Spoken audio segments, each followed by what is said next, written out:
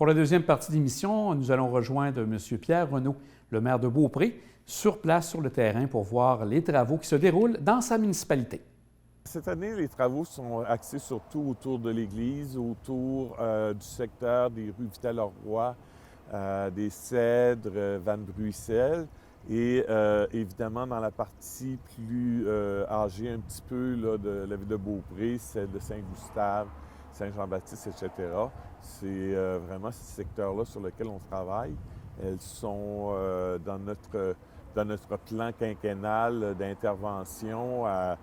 Elles étaient vraiment là, dues pour faire des réparations vraiment au niveau des infrastructures très âgées.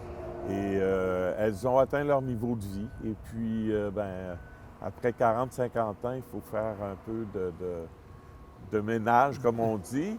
Les matériaux de l'époque étaient excellents à l'époque, mais maintenant, il y a de nouveaux matériaux qui vont durer davantage plus longtemps pour nos rues. Et là, ce qui va se faire, c'est la partie aqueduc, c'est la partie égout. Donc, on évente complètement la rue. On évente, oui, c'est ça. L'aqueduc, les égouts et le pluvial. 3 réseaux là, qui seront évidemment refaits à neuf. Qu'est-ce que ça amène comme contrainte pour les résidents qui habitent dans ces rues-là pendant les travaux? C'est bien évident que pendant les travaux, l'accès à leur résidence risque d'être un petit peu, si l'on veut, là, affecté. Néanmoins, ils ont été avertis. La période aussi à laquelle ils vont être vraiment impactés. Et évidemment qu'on les invite, on aura des stationnements là, prévus. Mais ça ne devrait pas les affecter longtemps, c'est-à-dire que les travaux vont se faire secteur par secteur et on pense qu'après 2-3 jours, ils vont être, c'est-à-dire qu'il y a peut-être 2-3 jours où l'impact va se faire sentir chez les résidents concernés. Qui ne pourront pas se stationner dans leur stationnement à ce moment-là. Exactement. Mais ils auront l'eau potable, etc. Et évidemment, le sanitaire et l'égout pluvial seront connectés quand même de façon temporaire jusqu'à temps qu'on mette les nouvelles infrastructures. Est-ce que la rue, selon ce que vous savez, va être réduite un peu? Est-ce que vous êtes en train de regarder ça aussi en même temps? Non, pas vraiment. Okay. La rue, où est-ce qu'il risque d'y avoir une réduction de largeur? C'est au niveau de la rue Fatima, en face de l'école primaire, où on veut absolument provoquer un rétrécissement pour que les autobus scolaires puissent pas se faire dépasser par les parents qui viennent mener les enfants à l'école. Malheureusement. On a un sérieux problème à ce niveau-là. Et donc là, oui, effectivement, on fait une restriction à ce niveau-là. Du côté, maintenant, donc, le tout va être fait ici. Est-ce que vous avez des indications à dire aux gens qui ont à circuler de faire attention à la signalisation, aux gens qui travaillent sur le chantier aussi? Oui, ça a été fait. Évidemment que l'entrepreneur a sa part de responsabilité au niveau de ses employés, au niveau des signalisateurs. Nous, on a fait évidemment notre devoir au mois d'avril, juste avant le début des travaux, où là, chaque citoyen a été informé et on a fait du porte-à-porte. Pour éviter des tragédies comme on a vu dernièrement. Là, exactement. Pour éviter que les gens soient en sécurité de ce côté-là. Oui. Donc, ces travaux-là étaient rendus nécessaires puisque c'était dans les dernières rues qui n'avaient pas été touchées. Exactement. C'est le Bas-Beaupré, c'est le Vieux-Beaupré. C'est les rues qui demandaient beaucoup, beaucoup d'amour.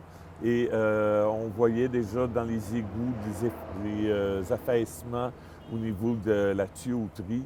Donc là, on était vraiment rendu à la fin du cycle de vie de ces infras-là. Est-ce qu'on peut s'attendre à l'an prochain à avoir encore quelques rues à finaliser ou là, le tour a été bien fait? En principe, non, parce que les subventions, il faut bien comprendre que nous, on fonctionne selon les subventions. Et là, on avait 82 de subventions pour l'ensemble de ce réseau-là. C'est quand même 6,8 millions de dollars qui est investi.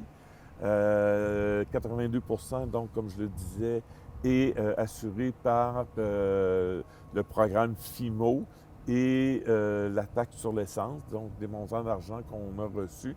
Donc, évidemment que là, pour les prochaines années, ça risque d'être un petit peu plus tranquille, à moins que les gouvernements s'entendent pour émettre d'autres programmes de financement où là, nous, on embarque tout le temps, on est prêt, on sait les rues à restructurer, à faire les infras, etc. Et ça, c'est les deux ministères, donc les deux gouvernements, qui est autant fédéral que Oui. provincial, qui donnent un coup de main au Dans niveau le financier. cas du FIMO, c'est provincial, fédéral. Dans le cas de la TEC, la taxe sur l'essence, c'est Canada-Québec aussi. Si on regarde, donc, on a parlé des travaux qui sont à faire dans les rues. Il y a aussi un secteur intéressant qui est en train de se développer, soit tout près de la rue Saint-Jean-Baptiste, dans la montée de Saint-Jean-Baptiste. Oui. Qu'est-ce qui est en train de se préparer là, M. C'est Renaud? un développement résidentiel important qui devrait devrait voir les premières constructions cette année. Donc, c'est un projet qui a été entamé il y a plus de 2 ans, c'est-à-dire que déjà les premiers plans de lotissement ont été déposés, peaufinés, etc. Et l'année dernière, il y a eu, si on veut, du déboisement qui a été fait dans ce secteur-là. On a fait un peu d'excavation pour pouvoir aplanir, si on veut, les surfaces. Et c'est vraiment, ça va être un secteur avec une vue assez exceptionnelle sur la pointe de l'île et le fleuve Saint-Laurent. Et on peut penser à combien d'habitations qui peuvent s'installer là? Donc, minimalement, on parle d'environ 40 unités facilement, okay. Mais ça peut aller jusqu'à une centaine. Si on regarde, parce que c'est un secteur quand même, la rue était comme bloquée. Oui. Qu'est-ce qui se travaille actuellement pour pouvoir faciliter l'accès et pas non plus encombrer le secteur ici? Évidemment que le promoteur aurait aimé pouvoir avoir un accès sur la 360, c'est-à-dire sur le boulevard Beaupré, mais le ministère des Transports ne permet pas d'entrée ni de sortie, quoi qu'on travaille encore avec eux. Okay. Mais le tout va se faire par la rue Saint-Jean-Baptiste. Évidemment, ça aussi, ça va être une rue qui aura besoin d'amour pour pouvoir permettre un accès plus sécuritaire, etc. Mais la porte n'est pas fermée encore de votre côté pour dire l'accès vers la 360, là, la montée vers Saint-Féréol. C'est ça. Peut-être que ce ne sera pas pour l'accès en entrée, mais peut-être l'accès en sortie. Un grand merci, M. Renaud. Ça me fait plaisir.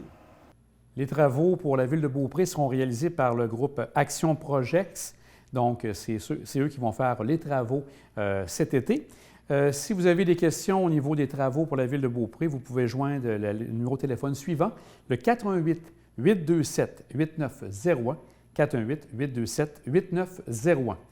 Dans un autre ordre d'idées, les élections municipales seront lancées et seront tenues le 7 novembre prochain. Alors, si vous avez de l'intérêt pour être candidat, eh bien, il existe un site sur la toile qui s'appelle électionsmunicipales.gouv.qc.ca où vous avez toute l'information pour comment aller voter, etc., mais aussi pour pouvoir donner votre candidature, si vous êtes intéressé, bien sûr, par la vie municipale en tant que conseiller ou conseillère. Donc, pour notre émission de cette semaine, ça la termine. Et ça termine également, c'est la dernière émission pour l'année, pour la deuxième série de la vie municipale. On se revoit très bientôt.